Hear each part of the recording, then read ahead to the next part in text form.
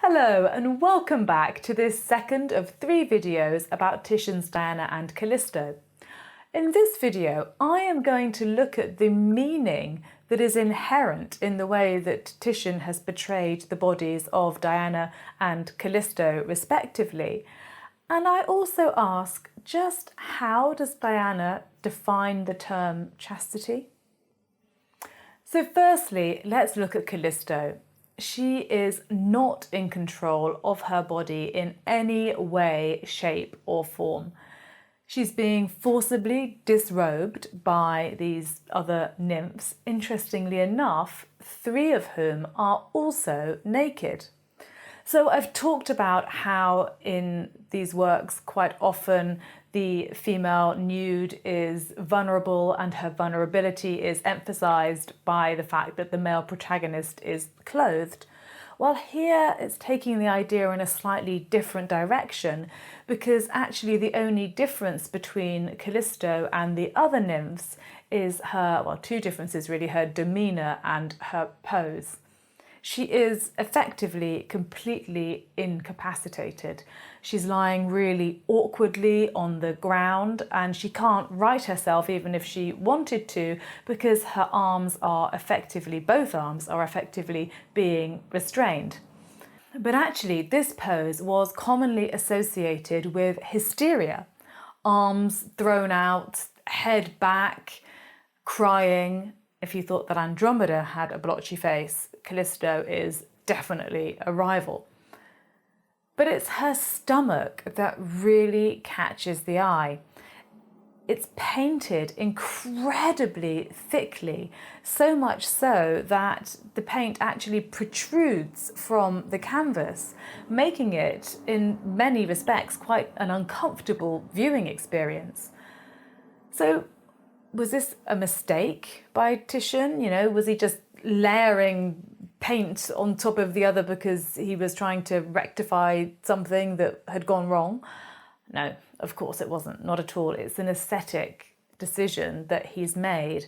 And basically what he's doing is that he's marking out Callisto's crime in this unattractive way that he's painted her stomach.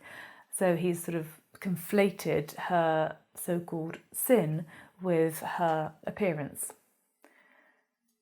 There's another thing as well, because often if you see a very roughly painted figure or something that's very roughly painted as opposed to very finely painted, such as Diana's body, there's a sort of a gender divide, and rough paint was associated with masculinity, smoothness with femininity. So by painting her stomach in this way, Titian is also reminding us of her contact with a man. Given all this, it makes complete sense that Diana should be depicted in complete contrast to Callisto. Here she is, like Andromeda, as smooth and as pale as marble.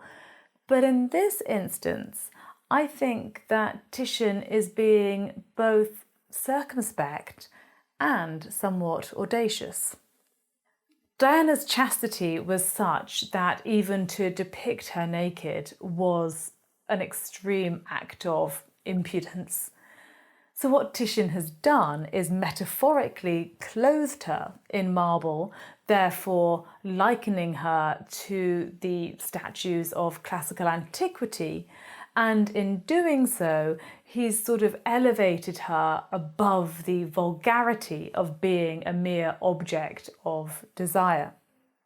But I just want to draw your attention for a moment to the act of painting, which Titian never tries to fully conceal in these works. There is always a passage or 2 with paint marks, brush marks very clearly showing. In Diana and Callisto, obviously Callisto's tummy is a fantastic example. But just think for a moment about the way that smooth flesh would be painted, the brush stroked lightly and repeatedly over the canvas. So in a way, Titian is doing what no mortal or no god even is allowed to do, and that is to stroke Diana's body. Better still, or worse still, depending on your point of view, very often in these poesy paintings, Titian used his finger to apply paint. And I think almost certainly there are passages of paint on Diana's thighs that have been applied with Titian's finger. So if you have an active imagination, you can let that run wild. Even without thoughts of caressing Diana's body, her sinuous pose is still rather sensual.